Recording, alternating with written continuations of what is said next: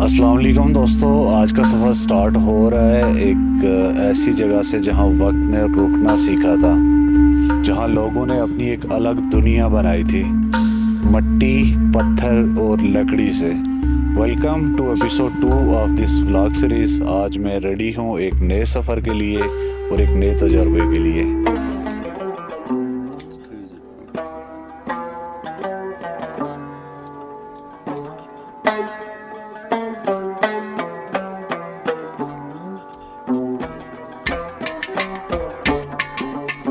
सुबह की ठंडी हवाओं में स्टोव की हल्की सी आंच और उस गर्माहट में एक कप चाय तैयार करना शायद ये दुनिया का सबसे आसान काम हो।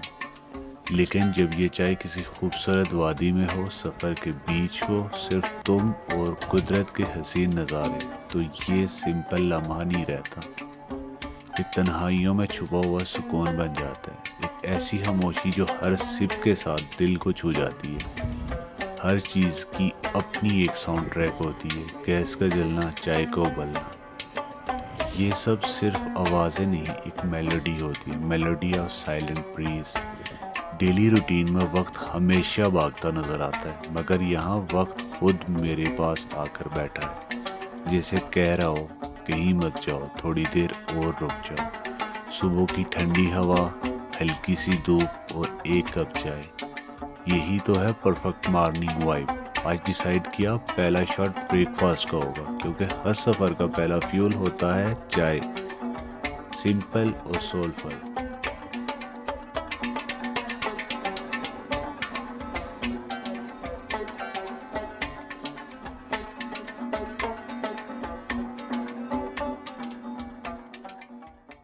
सुबह का सुकून और नाश्ता दोनों मुकम्मल हुए।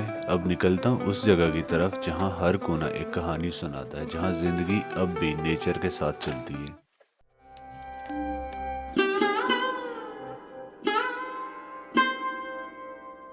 कभी किसी जगह का नाम अजीब लगता है, लेकिन उस जगह की हवा, उस मट्टी की खुशबू, एक अलग सी अपनाइयत महसूस होती। टोक डोया, एक ऐसी जगह जहाँ वक्त रुक के है, दीवारें पत्थर की, छत लकड़ी की और ऊपर मिट्टी। ये सिर्फ घर नहीं, ये उन लम्हों का सहारा है जो कभी गुजर गए मगर भूले नहीं गए। 2005 में जलजला आया था, पूरा कश्मीर हिला था, मगर इन लोगों का हौसला नहीं है। ये घर अब भी उसी पुरानी तर्ज पे बने हैं। आज भी गर्मियों में लोग यहाँ रहते हैं, इन्हीं कच्चे मकानों में। क्यों? क्योंकि यहाँ घास मिलती है, जानवर भी साथ होते हैं और ये रहने का तरीका है, ये उनका कल्चर है। मुझे ये जगह किसी पुरानी डायरी के पन्ने जैसी लगती है, हर कोना, हर दरवाज़ा किसी कहानी का गवाह। ये गलियाँ, ये दीवारें, ऐसा लगता है जैसे किसी ने वक्त को फ्रेम में बंद कर दिया। और चीज़ में एक खामोशी है, लेकिन उस खामोशी के अंदर चीखती हुई कहानियाँ हैं।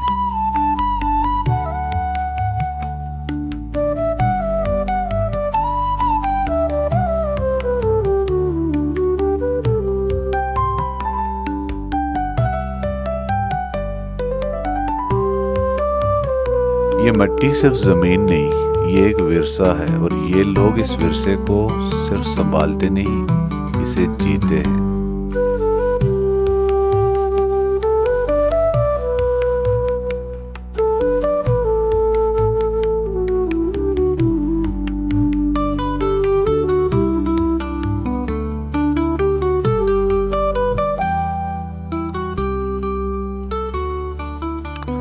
ये जगह एक टाइम मशीन की तरह, न सिग्नल न इंटरनेट। शायद इसीलिए मेरी व्लॉग सीरीज का अगला स्टेशन बना, क्योंकि यहाँ सच है, सिंपलिसिटी है, उससे बढ़कर जिंदगी असल है।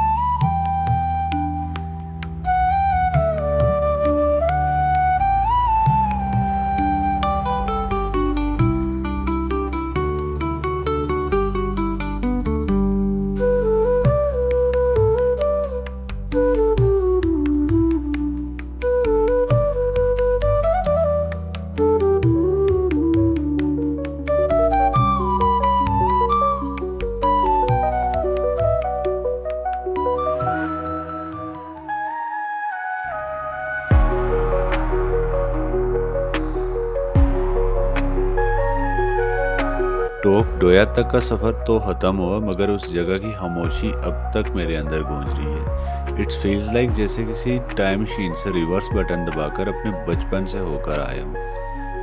अब मैं निकल रहा हूँ एक नए मोड़ की तरफ, लस डन्ना।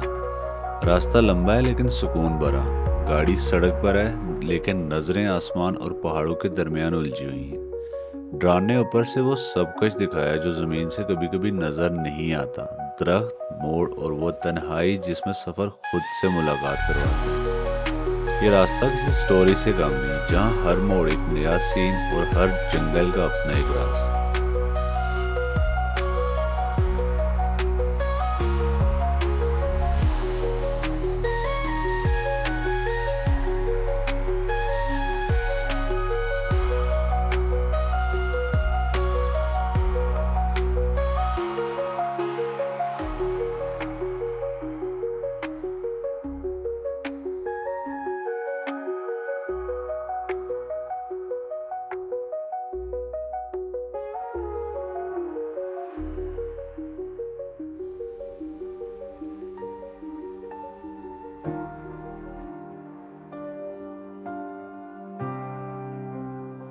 और फिर लसटन्ना के बिल्कुल करीब कुछ आवाज़ों ने सफ़र में रंग भर दिए। लाहौर से आए 4 बाइकर्स, मुसाफिर भी, दोस्तों जैसे भी। ना कोई प्लान था ना ज़रूरत थी, बस एक मुस्कुराहट और एक याद मिल गई। हमने लसटन्ना में ज़्यादा वक्त नहीं गुजारा, लेकिन जितना गुजारा वो काफ़ी था।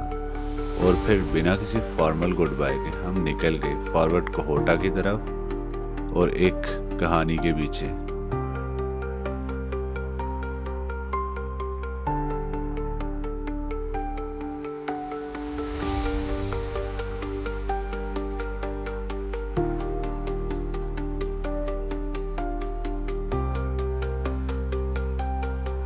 ये रास्ते कभी सीधे कभी टेढ़े, जैसे जिंदगी। हर मोड़ पर एक नया व्यू, हर व्यू में एक नया एहसास, जहां आप सिर्फ देखते नहीं महसूस करते हो। गाड़ी जब इन जंगलों से गुजरती है तो ऐसा लगता है जैसे किसी कहानी का हीरो अपनी दुनिया ढूंढने निकल पड़ा।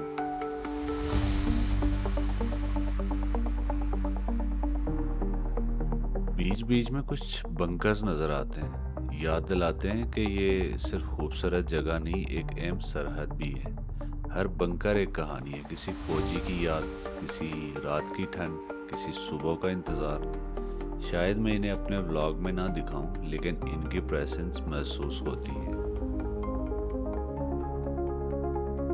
लसटन्ना से निकलते ही सफ़र की अगली मंजिल थी पलंगी। एक छोटा सा शहर, लेकिन अपनी जगह पूरी एक दुनिया, जहाँ सब कुछ मिलता है, चाय से लेकर छोटी छोटी मुस्कुराहट तक।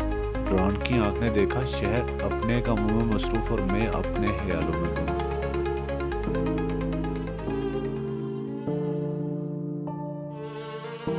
कोहोटा सिटी तक पहुंचते वक्त हाथ से निकलता जा रहा था। गूगल मैप कुछ और कह रहा था, लेकिन जमीन का सच कुछ और ही था। एटीएम का सर्वर डाउन मिला और मेरी गाड़ी का फ्यूल टैंक भी मेरा मजाक उड़ा रहा था। एक फैसला लेना था, रुक जाऊं या भरोसा करूं उस गाड़ी पर जो 1998 में बनी थी, जो वक्त के साथ पुरानी तो हुई है लेकिन कभी हिम्मत नहीं आ रही। मैं बिना किसी चीज़ की परवाह किए निकल पड़ा, क्योंकि कभी कभी रिस्क लेना ही रास्ता होता है।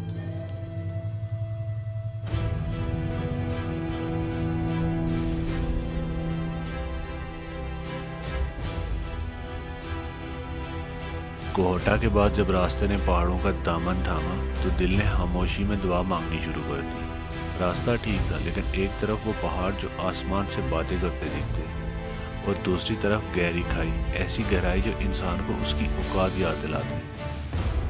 ड्रोन हवा में था और नीचे का मंजर एक साथ खौफ और हुस्न को समेटते हुए मेरी आंखों से ज़्यादा मेरी रूह महसूस कर रही थी।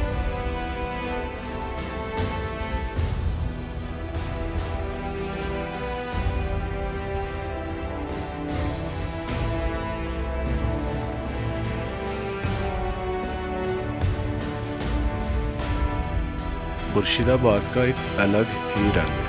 हर मकान एक जैसे नक्शे पर बना हुआ और सबकी छतों पर वही चमकदार कोरागेटेड शीट। यहाँ बर्फ इतनी पड़ती है कि ये शीट ज़रूरत बन चुकी है। न डिज़ाइनर हूँ न कंक्रीट का जंगल, बस सादगी, खूबसूरती और ज़रूरत।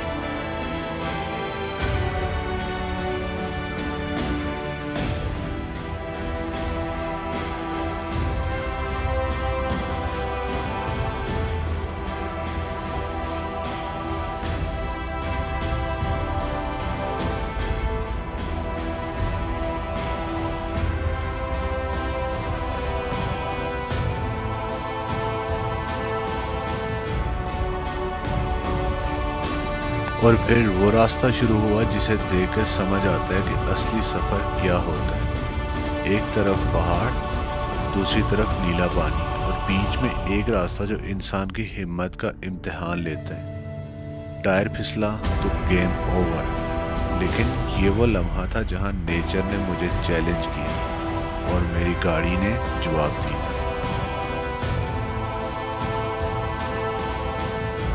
रास्ते में एक जगह रुकना पड़ा, सिर्फ सांस लेने के लिए नहीं बल्कि सब कुछ महसूस करने के लिए।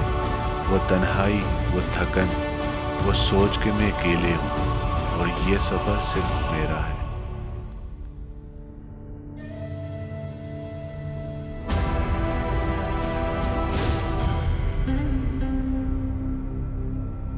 ये वाटरफॉल एलओसी के करीब है और यहाँ हर परवाज का हिसाब रखा जाता है। चेक पोस्ट पर कुछ फॉर्मेलिटीज़ पूरी हुई और ड्रोन ले लिया गया, पर कैमरा अब भी साथ था और मेरी आंखों के पीछे एक लेंस था जो सब कुछ महसूस कर रहा था।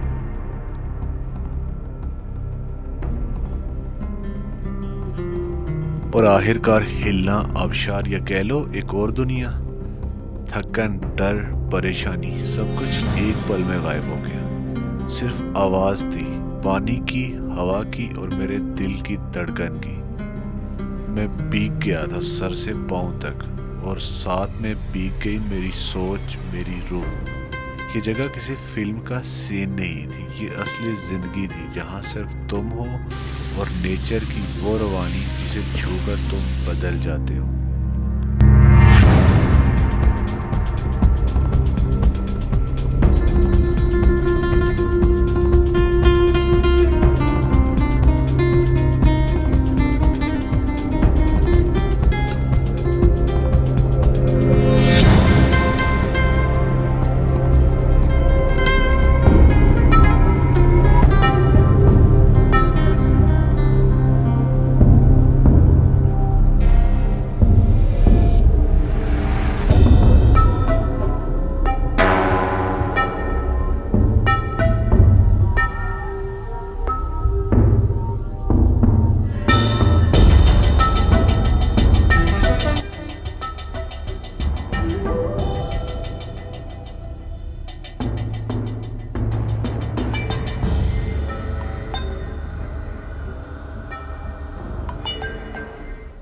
आज का सफ़र स्टार्ट हुआ डोक डोया नाम की उस पुरसुकून बस्ती से, जहाँ मिट्टी के घर बेजान से नज़र आते हैं, मगर उनकी दीवारों में सदियों का सुकून, दर्द और कहानियाँ छुपी हुई हैं।